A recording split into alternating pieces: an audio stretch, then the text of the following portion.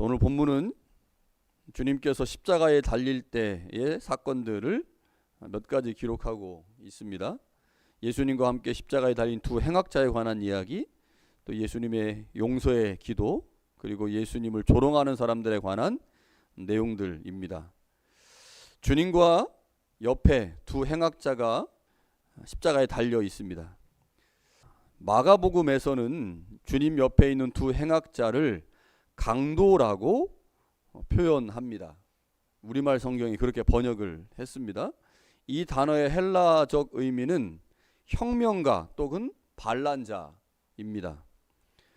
그러니까 마가복음에는 로마 정부의 반란을 일으킨 사람들이 예수님과 함께 십자가형을 받았고, 그래서 예수님 옆에 십자가 위에 달려 있는 것으로 묘사합니다. 아마 이들은 열심당원들이었던 것으로 보입니다.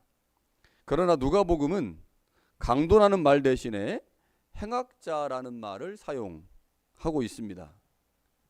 이 단어는 정치적 개념의 범죄를 의미하지 않고 도덕적인 의미의 죄를 의미합니다. 그 의미 자체가 다르다고 하는 거죠. 헬라어로 다릅니다. 마가복음은 반란자, 혁명자로서 그들이 십자가에 달려 있는 것으로 표현한다면, 누가복음은 단순한 도덕적 의미의 죄를 지은 사람들이 십자가에 달려 있다고 말하죠. 이것은 누가복음이 강조하고 있는 것과 그 맥을 같이 합니다. 누가복음은 다른 복음서보다 당시 사람들에게 죄인으로 취급을 받았던 소외된 사람들을 상당히 많이 강조를 하는데요. 그들은 가난한 자들이고 병자들이고 이방인들이고 여자들입니다. 주님은 그들의 삶의 자리에 찾아가셔서 그들과 함께 하시면서 하나님이 죄인들을 배척하는 분이 아니라 그들을 품으시고 그들에게 구원을 베풀어 주시는 분임을 나타내셨습니다. 이것이 누가복음에 나타난 하나님의 나라이죠. 죄인을 위해 오신 주님은 그의 공생의 시작부터 죄인과 함께 하셨습니다. 그리고 마지막 죽음의 순간까지 죄인과 함께 합니다. 이게 누가복음이 설명하고 있는 예수님의 생애이죠. 주님은 그들을 위해 하나님께 기도합니다. 아버지, 저들을 사하여 주옵소서. 자기들이 하는 것을 알지 못하나이다. 주님은 죄인의 친구로 오셨고 그의 삶 전체를 통해 죄인의 친구라는 점을 마지막 십자가 죽음에서까지 보여주셨습니다. 예수님은 분명 죄인들의 친구로 오셨습니다. 주님께서 죄인들의 친구로 오셨지만 어떤 사람들은 주님이 어떤 분인지 전혀 알지 못함으로 주님을 조롱합니다. 세 종류의 사람이 주님을 조롱하고 있는데요. 첫 번째는 35절에 나오는 관리들입니다. 이들은 이렇게 말합니다. 만일 하나님의 택하신 자 그리스도면 자신도 구원할지어다. 두 번째는요, 37절에 나오는 군인들입니다. 그들도 역시 주님을 희롱하면서 내가 만일 유대인의 왕이면 내가 너를 구원하라. 그리고 마지막으로 39절에 나오는 한편 강도입니다. 그도 역시 주님을 비방하면서 내가 그리스도가 아니냐, 너와 우리를 구원하라.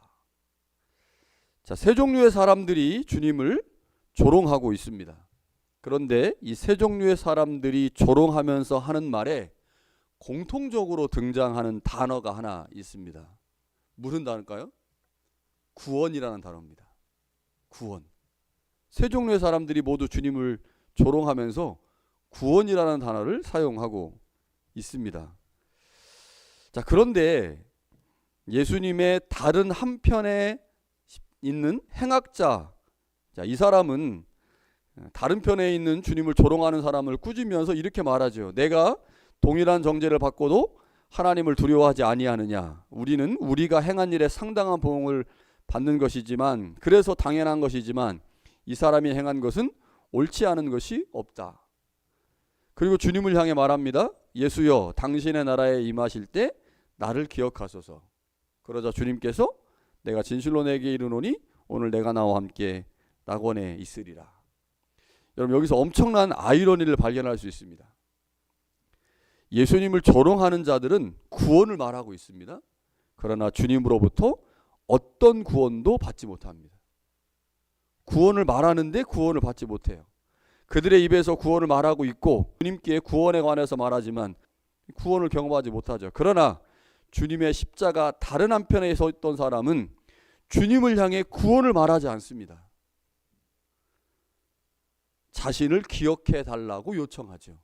그런데 구원을 말하지 않는데 구원을 받았습니다. 아이러니죠.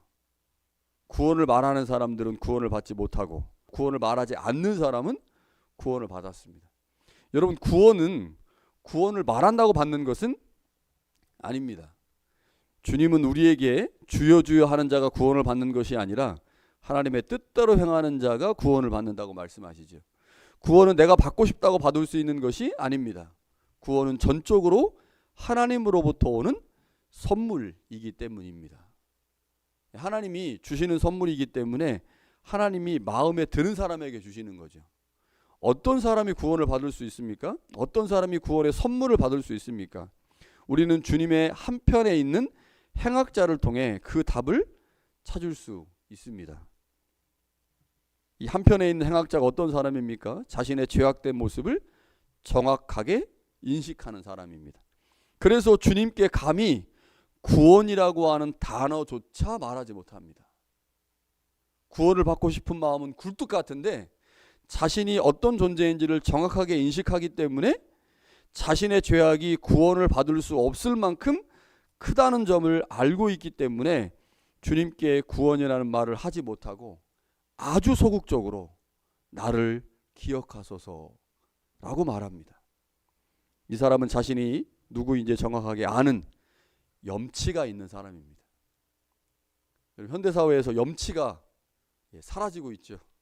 염치가 없는 사람들이 너무 많습니다. 그런데 이 한편 행악자는 염치가 있는 사람입니다. 자신이 누구인지 정확하게 알게 되니 자신 옆에 있는 주님도 정확하게 인식할 수 있었죠.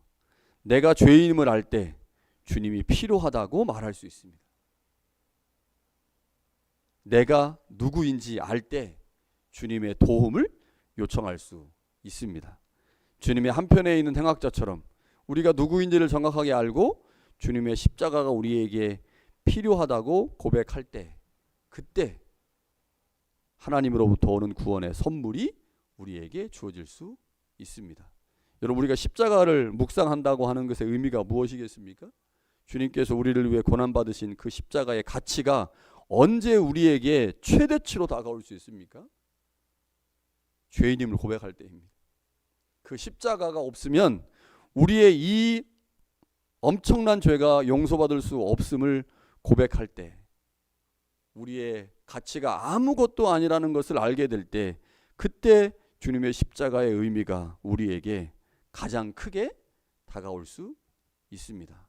오늘 주님께서 우리를 위해 십자가에서 죽으신 순환인인데요, 주님의 십자가를 묵상하면서 그 십자가를 은혜로 받을 수밖에 없는 나약한 존재라는 사실들을 고백하여 십자가의 의미가, 십자가의 놀라운 능력이 여러분의 삶 가운데 최대치로 역사할 수 있는 귀한 날 될 수 있기를 간절히 축원합니다.